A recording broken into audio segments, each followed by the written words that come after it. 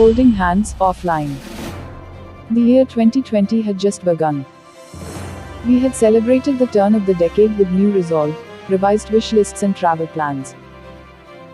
Religious fairs and cultural festivals that had begun in the winter months across rural and urban India were still buzzing with a multitude of exuberant artistic expressions.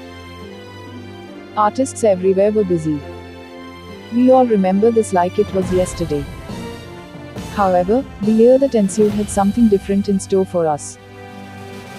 Experiencing personal and collective losses, locked in our spaces, we saw the world shrink into a cocoon. For most of us, the screen of our devices became windows to the world outside. As we tried to plod through each day, we looked online longingly for a song, a story, a poem or a movement that would bring us some succor. The arts have always played this role in difficult times. Several performing artists at this point took to the digital space, reimagining their art and ways of connecting with their audiences in this borderless world. Those left behind were artists who had no access to the digital world. It was at this time that many individual artists, cultural practitioners and organizations across the country started initiatives in support fellow artists.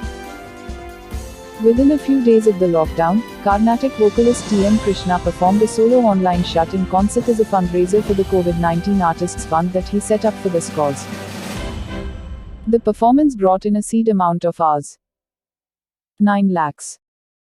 Krishna was soon joined by a team of 4 young artists, dancers Shweta Prachand and Vrish Narayanan, and musicians Vignesh Ishwar and Vikram Raghavan, who formed the core team for the fundraising project. All of them, as artists, also faced cancellations of their ongoing and future performances.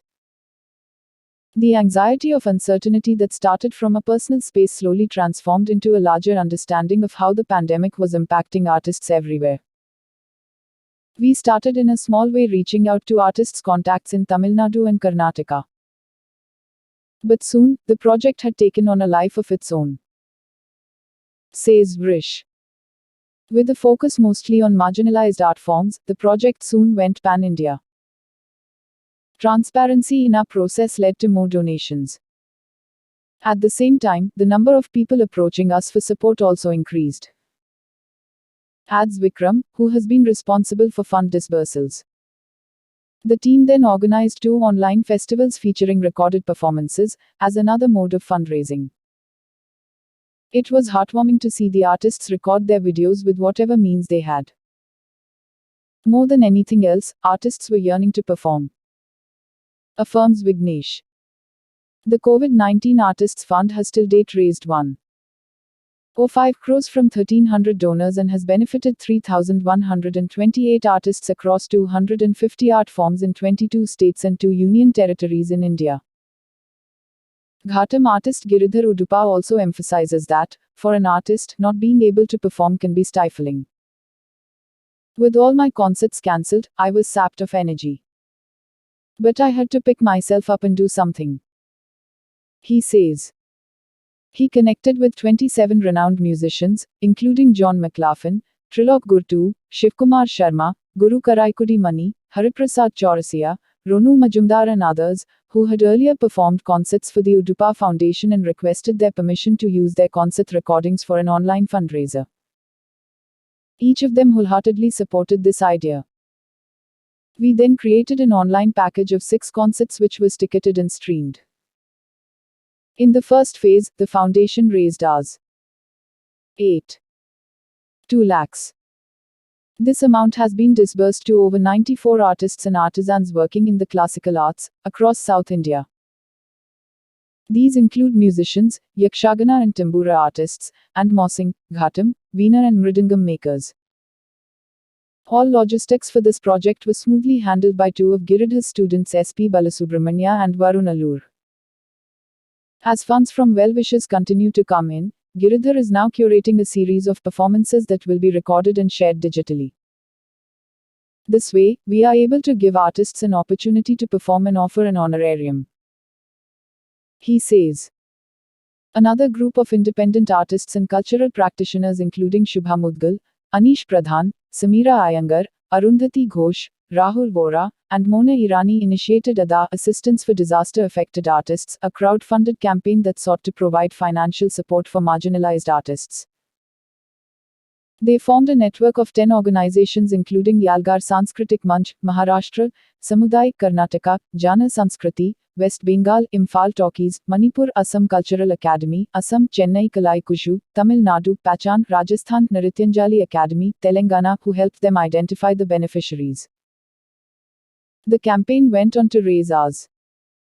42 lakhs, which was disbursed to 132 families of artists mostly working across folk forms of music, dance, theatre and puppetry.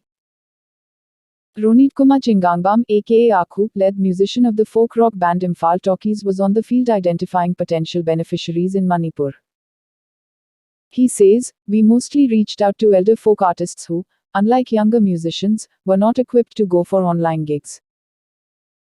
Other criteria that helped them choose the beneficiaries were the family's average monthly income, gender, medical requirements and number of dependents. Musicians often romanticize working in solitude, unconcerned about the outside world. However, the pandemic has brought new learnings. Giridhar acknowledges that this has perhaps been the toughest project of my life. But at the end of it, the satisfaction I have experienced is so precious," he says. Undoubtedly, all these campaigns have come with their own set of challenges, the most common one being non-availability of bank accounts for a large number of beneficiary artists. Negotiating these social, emotional and logistical challenges in itself has been an experience for everybody involved. For Vrish, Vignesh, Shweta and Vikram, this has been a fulfilling opportunity to interact with artists outside their own forms, to reflect on one's own privilege and to feel responsible for the larger artist fraternity. More importantly, to all of them, this has been humbling. As Shweta says, every phone call we received was a story and every story was a lesson in resilience.